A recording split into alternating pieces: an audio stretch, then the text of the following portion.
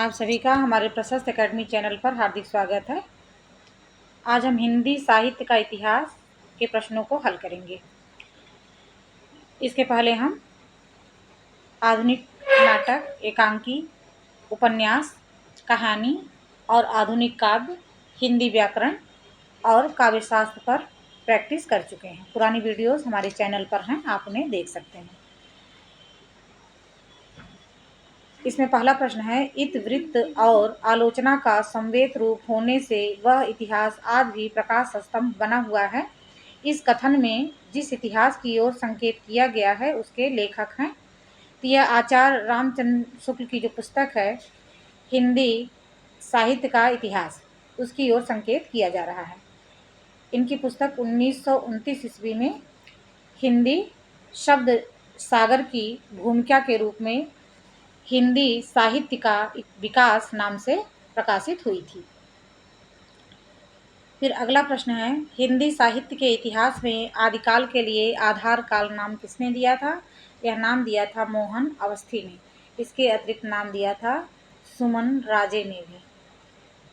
सुमन राजे ने, इन दोनों ने नाम दिया था आधार काल। फिर चारण काल नाम दिया जॉर्ज ग्रियर्सन ने। आरंभिक काल नाम दिया मिश्र बंधुओं ने। बीज वपन काल नाम दिया आचार्य महावीर प्रसाद द्विवेदी ने। वीरगाथा काल नाम दिया आचार्य रामचंद्र शुक्ल ने।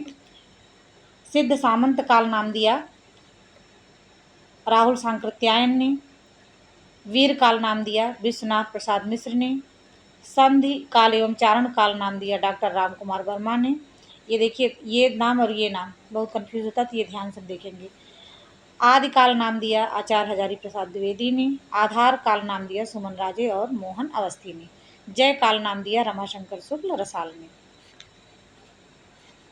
फिर अगला प्रश्न हम देख लें, रामचंद्र शुक्ल का साहित्य इतिहास ग्रंथ हिंदी साहित्य का इतिहास नागरी प्रचारणी सभा से प्रकाशित हिंदी शब्द सागर की भूमिका में किस शीर्षक से लिखा गया था? तो यह लिखा गया था हिंदी साहित्य का विकास। और ये प्रश्न कब पूछा गया है? UPPSC, GIC 2021, CLT 2018, D12SP PGT में। तो इसका मतलब ये प्रश्न कितना महत्वपूर्ण है। और रामचंद्र शुक्ल की जो पुस्तक है वो बहुत ही महत्वपूर्ण है। उसमें जितने भी तथ्य हैं हिंदी साहित्य के इतिहास संबंधी सभी महत्वपूर्ण हैं। तो इसका उत्तर हो गया हिंदी साहित्य का विकास। और इसमें एक पुस्तक दिया है हिंदी साहित्य की भूमिका, यह हजारी प्रसाद द्विवेदी की पुस्तक है। और हिंदी साहित्य का अतीत, यह विश्वनाथ प्रसाद मिश्र की पुस्तक है। A dictionary of English and Hindustani के लेखक कौन है? तो ये जॉन गिलक्राइस्ट हैं, जॉन गिलक्राइस्ट। और ये जो है 1800 ईस्वी में फोर्ट विलियम कॉलेज के हिंदुस्तानी विभाग के विभाग अध्यक्ष के रूप में नियुक्त हुए थे। इनकी पुस्तक a dictionary of English and Hindustani 1787 ईस्वी में और हिंदुस्तानी ग्रामर 1796 में प्रकाशित हुई थी। फिर है, निम्न में से कौन सी रचना मिश्रबंध द्वारा रचित नहीं है? बूंदी बारिश, भारत विनय, पुष्पांजलि, पृथ्वी कल्प। तो इनकी पुस्तक जो है बूंदी बारिश है और पुष्पांजलि है, जबकि पृथ्वी कल्प जो रचना है ये गिरिजा कुमार माथुर की है। एशियाटिक सोसाइटी ऑफ बंगाल की पत्रिका के विशेषांक के रूप में निकलने वाला हिंदी साहित्य का इतिहास कौन सा है? तो यह है ग्रियर्सन की पुस्तक है the modern vernacular literature of Hindustan. और यह 1888 ईस्वी में एशियाटिक सोसाइटी ऑफ बंगाल की पत्रिका के विशेषांक के रूप में निकला था, जबकि 1889 ईस्वी में यह पुस्तक के रूप में प्रकाशित हुई थी। और इन्होंने 952 कवियों को अपने ग्रंथ में लिया था। और इनकी पुस्तक का जो अनुवाद है वह हिंदी साहित्य का प्रथम इतिहास शीर्षक से किशोरी लाल गुप्त ने किया था। और यह 1957 ईस्वी में प्रकाशित हुआ था। इतने तथ्य में मिले कि 1888 ईस्वी में यह एक विशेषांक के रूप में निकला था एशियाटिक सोसाइटी ऑफ बंगाल से, और 1889 ईस्वी में यह पुस्तक के रूप में आई। इसमें कुल 952 कवि थे और जो है ये 1957 ईस्वी में हिंदी साहित्य का प्रथम इतिहास शीर्षक से अनुवादित की गई थी किशोरी लाल गुप्त के द्वारा।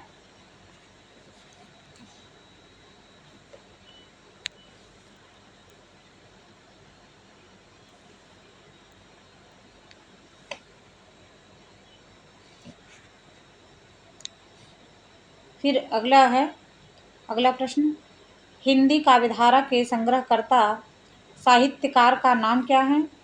ये हैं राहुल सांकृत्यायन, और 1945 ईस्वी में यह प्रकाशित हुई थी।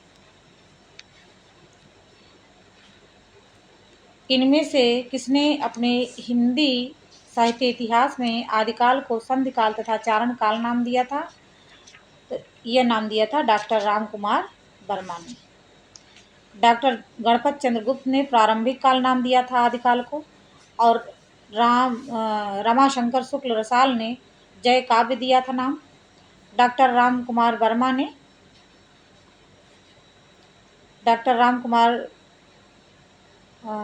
ने थोड़ा सा मुझे भूल रहा है, इसमें देख लेते हैं। डॉक्टर राम कुमार वर्मा संधि काल एवं चारण काल नाम दिया था। आदिकाल को संधि काल एवं चारण काल नाम दिए थे, प्रश्न ही है, और डॉक्टर राम कुमार वर्मा ने इसे नाम दिया था।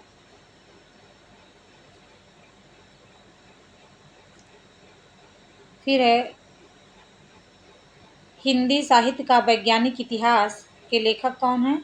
हिंदी साहित्य का वैज्ञानिक इतिहास गणपत चंद्र गुप्त हैं, इसके लेखक हिंदी साहित्य का वैज्ञानिक इतिहास, और यह 2 भागों में प्रकाशित हुई थी। रामस्वरूप चतुर्वेदी की पुस्तक है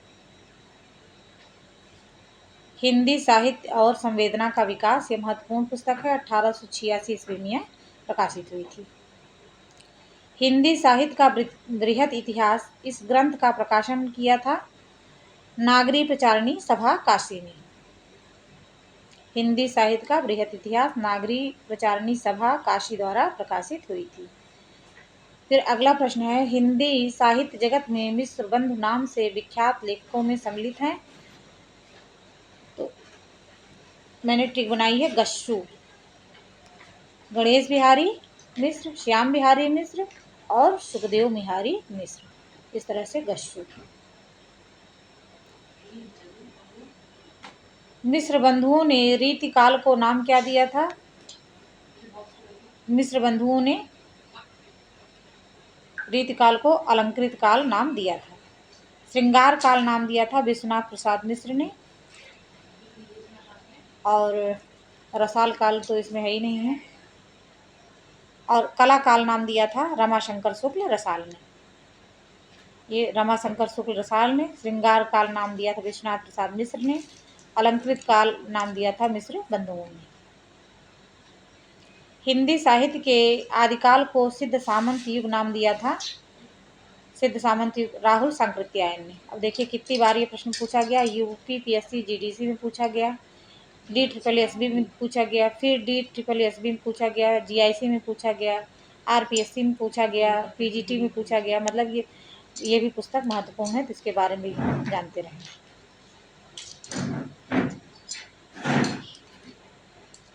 हिंदी साहित्य और संवेदना का विकास किसकी पुस्तक है? तो ये रामस्वरूप चतुर्वेदी की पुस्तक है, 1886 ईस्वी में यह प्रकाशित होती है।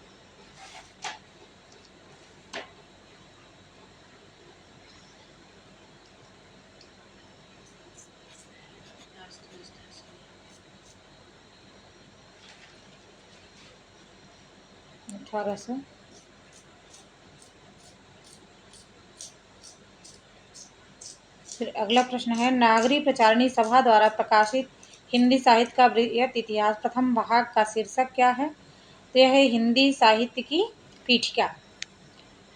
इसके बारे में थोड़ा जानें। नागरी प्रचारिणी सभा द्वारा प्रकाशित हिंदी साहित्य का बृहद इतिहास के प्रथम भाग का शीर्षक हिंदी साहित्य की पीठिका है। नागरी प्रचारिणी सभा द्वारा प्रकाशित, ये क्या है? हिंदी नागरी प्रचारिणी सभा वाराणसी द्वारा प्रकाशन क्षेत्र में पूर्ण की गई 3 सबसे बड़ी परियोजनाओं में हिंदी शब्द सागर और हिंदी विश्वकोश के साथ हिंदी साहित्य का बृहद इतिहास प्रस्तुत करने की परियोजना भी थी, जिसे सभा ने 1953 ईस्वी में स्वीकार किया। इसके प्रारंभिक एवं अंतिम 2 खंड, पहला और दूसरा एवं 15वां एवं 16वां साहित्य इतिहास से संबंधित विषयों पर केंद्रित है एवं बीच के कुल 12 खंडों में तीसरे से लेकर 14वें में प्रत्यक्षता हिंदी साहित्य का इतिहास निबद्ध है।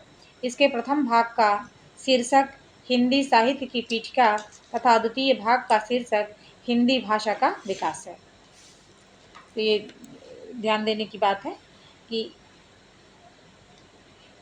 प्रथम भाग जो है हिंदी साहित्य की पीठिका है और द्वितीय भाग जो है हिंदी भाषा का विकास है। फिर असंगत कथन, हिंदी साहित्य का दूसरा इतिहास, बच्चन सिंह सही है। हिंदी साहित्य 20वीं शताब्दी, यही असंगत है। हिंदी ये नंद दुलारे वाजपेयी की पुस्तक है। नंद दुलारे वाजपेयी, नंद दुलारे, हिंदी साहित्य 20वीं शताब्दी। हिंदी साहित्य का इतिहास, हिंदी साहित्य का आलोचनात्मक इतिहास, तो आलोचनात्मक इतिहास डॉक्टर रामकुमार वर्मा का है। हिंदी साहित्य का इतिहास लक्ष्मी सागर वार्ष्णेय का भी है। और नंद दुलारे वाजपेयी की जो प्रमुख कृतियां हैं उनको देखें हम, जयशंकर प्रसाद, आधुनिक काव्य, महाकवि सूरदास, रस सिद्धांत, नया साहित्य, नए प्रश्न, रीति और शैली। रस सिद्धांत जो है इन्होंने भी लिखा हुआ है। काल प्रवृत्ति का निर्णय प्राप्त ग्रंथों की संख्या द्वारा नहीं निर्णीत हो सकता, बल्कि उस काल की मुख्य प्रेरणादायक वस्तु के आधार पर ही हो सकता है। यह कथन किसका है? यह कथन हजारी प्रसाद द्विवेदी का है। अब डॉक्टर रामकुमार वर्मा नहीं बल्कि आचार्य रामचंद्र शुक्ल क्या कहते हैं कि जिस काल विभाग के भीतर किसी विशेष ढंग की रचनाओं की प्रचुरता दिखाई पड़ी है वह एक अलग काल माना गया है और उनका नामकरण उन्हीं रचनाओं के स्वरूप के अनुसार किया गया है। काल विभाजन साहित्यिक प्रवृत्तियों की समानता के आधार पर होना चाहिए। कालों का नामकरण यथासंभव मूल चेतना को आधार बनाकर करना चाहिए। कौन सा विवरण सही नहीं है? गारसा दी तासी ने अपने इतिहास ग्रंथ में कवियों को काल क्रमानुसार प्रस्तुत किया है। शिव सिंह सरोज में लगभग 1000 कवियों का जीवन चरित्र उनके कविताओं के उदाहरण सहित प्रस्तुत हैं, ये सही है। जॉर्ज ग्रियर्सन के इतिहास ग्रंथ का हिंदी अनुवाद हिंदी साहित्य का प्रथम इतिहास शीर्षक से प्रकाशित है, ये भी सही है। जॉर्ज ग्रियर्सन ने कवियों और लेखकों को कालक्रमानुसार वर्गीकृत किया है, ये भी सही है। इनका ये जो है काल क्रमानुसार नहीं बल्कि वर्णानुक्रम, इनका जो है वर्णानुक्रम में इन्होंने दिया हुआ है।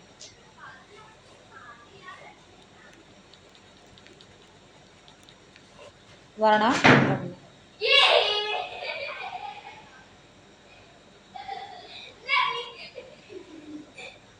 मतलब नाम से जो जिस कवि का नाम पहले आया उनको उन्होंने पहले रख दिया, चाहे वो बाद में भले आया हो। इतिहास का इतिवृत्तात्मक लेखन सबसे प्रथम मिश्र बंधु में पाया जाता है। यह कथन किसका है? यह कथन है डॉक्टर रामकुमार वर्मा का। एक चीज़ ध्यान देने की बात है कि डॉक्टर रामकुमार वर्मा और आचार्य रामचंद्र शुक्ल के कथन में बहुत ही ज़्यादा हमें संदेह होता है, क्योंकि इनके कथनों का समर्थन इन्होंने किया है। जैसी बात ये कहते हैं वैसी बात डॉक्टर रामकुमार वर्मा भी कहते हैं। इसलिए ध्यान से इन दोनों के कथनों को हम बहुत ध्यान से देखेंगे, नहीं तो परीक्षा में प्रश्न गलत हो जाते हैं।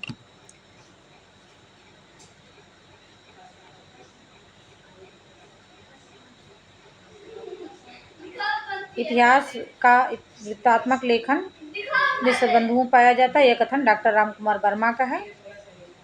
और मिश्र बंधुओं के विषय में कौन सा विवरण सही नहीं है, ये प्रश्न पूछ रहे हैं।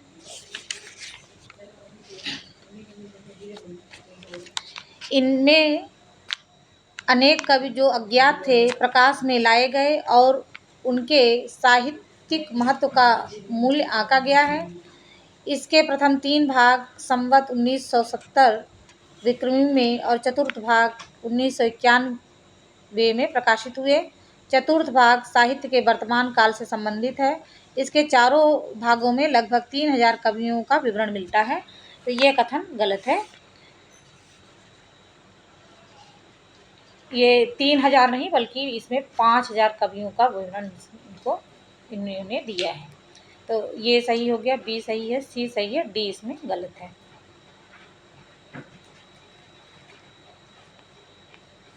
इनका जो प्रकाशन है, पहला भाग जो मतलब पहले भाग में 3 भाग थे, वो प्रकाशित हुआ 1913 में और चतुर्थ भाग का प्रकाशन हुआ 1934 ईस्वी में।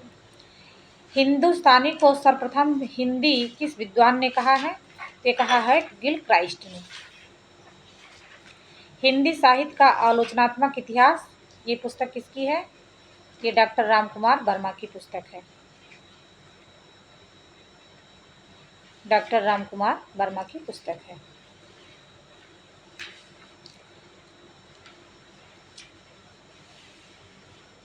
यहाँ जो प्रमुख रचनाएं हैं, डॉक्टर नलिन विलोचन शर्मा का जो ग्रंथ है वो है साहित्य का इतिहास दर्शन। नंद दुलारे वाजपेयी हिंदी साहित्य 20वीं शताब्दी। गणपति चंद्रगुप्त हिंदी साहित्य का वैज्ञानिक इतिहास। आचार्य रामचंद्र शुक्ल हिंदी साहित्य का इतिहास। हजारी प्रसाद द्विवेदी हिंदी साहित्य की भूमिका। गणपत चंद्र की ये जो पुस्तक है ये 2 भागों में प्रकाशित है। मैं इस्लाम के महत्व को भूल नहीं सकता, लेकिन जोर देकर कहना चाहता हूँ कि अगर इस्लाम ना आया होता तो भी इस साहित्य का 12 आना वैसा ही होता जैसे आज है। यह कथन भक्ति आंदोलन के संदर्भ में हजारी प्रसाद द्विवेदी का है। और आचार्य रामचंद्र शुक्ल मानते हैं कि इस्लाम के कारण ही आया, तो उन्होंने इसका विरोध करते हुए कहा कि नहीं, यह इस्लाम के महत्व को मैं भूल नहीं सकता, लेकिन ये ऐसे ही रहता जैसे है। अगर इस्लाम ना आता तो भी भक्ति आंदोलन ऐसे ही चलता। और डॉक्टर राम कुमार वर्मा ने क्या कहा है? मुसलमानों के बढ़ते हुए आतंक ने हिंदुओं के हृदय में भय की भावना उत्पन्न कर दी।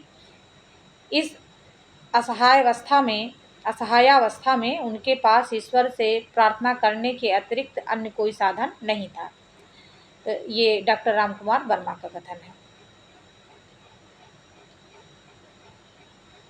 और डॉक्टर राम कुमार वर्मा आचार्य रामचंद्र शुक्ल कहते हैं कि भक्त को पराजित, असफल एवं निराश मनोवृत्ति की देन माना है।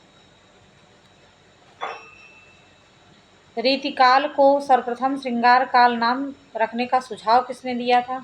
सुझाव तो दिया था आचार्य रामचंद्र शुक्ल ने, लेकिन आयोग जो मान रहा है वो विश्वनाथ प्रसाद मिश्र को माना है। सुझाव जो दिया था वो आचार्य रामचंद्र शुक्ल ने दिया था और नामकरण किया था आचार्य विश्वनाथ प्रसाद मिश्र ने। देखिए, जॉर्ज ग्रियर्सन ने रीतकाव्य कहा है, मिश्र बंधुओं ने अलंकृत काल कहा है, आचार्य रामचंद्र शुक्ल ने रीतिकाल कहा है, रमा शंकर शुक्ल रसाल ने कलाकाल कहा है, जबकि विश्वनाथ प्रसाद ने श्रृंगार काल कहा है।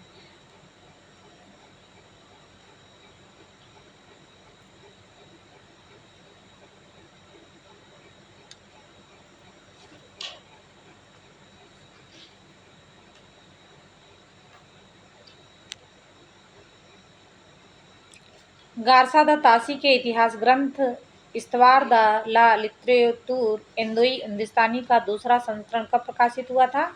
यह प्रकाशित हुआ था 1871 ईस्वी में। और प्रथम संस्करण 2 भागों में प्रकाशित हुआ था,